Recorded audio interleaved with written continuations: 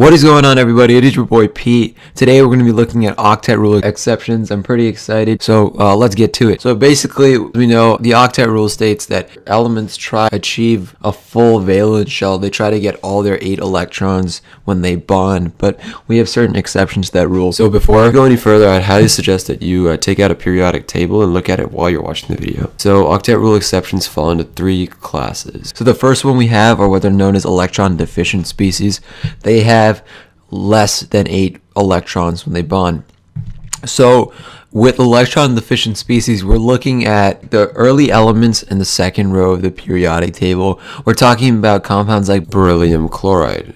So you might be asking yourself, Pete, isn't beryllium chloride an ionic compound? And the answer to your question is that beryllium chloride is a covalent compound, and it's because beryllium is a little too electronegative to completely let go of its electrons, as seen in an ionic bond. Beryllium simply only has 2 valence electrons, so it can only create 2 bonds. Chlorine atoms don't readily form multiple bonds, so this invites a single bond reaction. So beryllium chloride only has 2 bonds and it cannot achieve a full valence shell.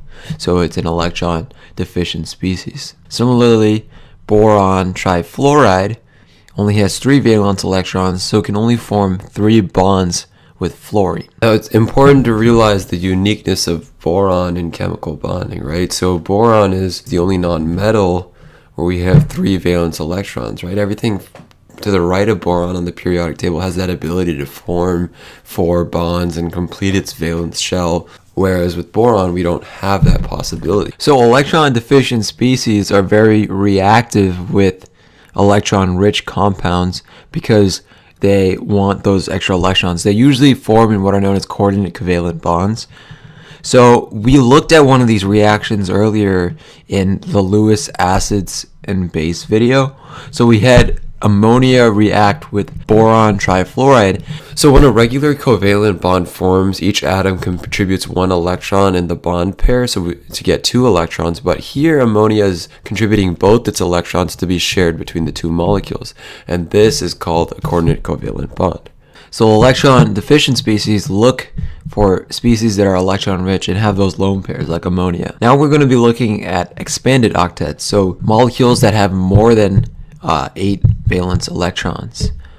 So when we deal with expanded octets, these molecules have enough orbitals to accommodate extra electrons. So now we're talking about that third row of the periodic table and higher, where we now have that d orbital. Elements now can use their d orbital to accommodate for more electrons. So we'll see in phosphorus pentafluoride, for example, phosphorus has a 3d orbital that it can use to have the extra electrons. So in this example, we have 10 valence electrons. And in another example, we have sulfur hexafluoride.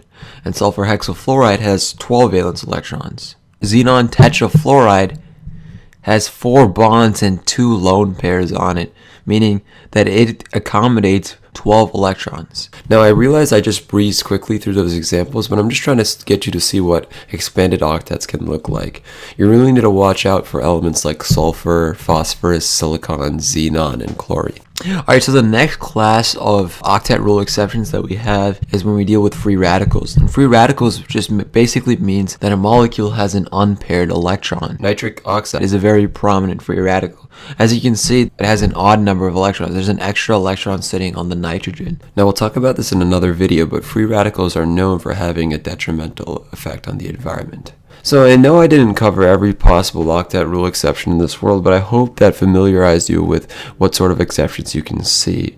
Again, to summarize, we had electron deficient species, expanded octets, also known as hypervalent octets, and we finally had free radicals. So I hope you guys enjoyed the video, and as always, the more you know, the better you are.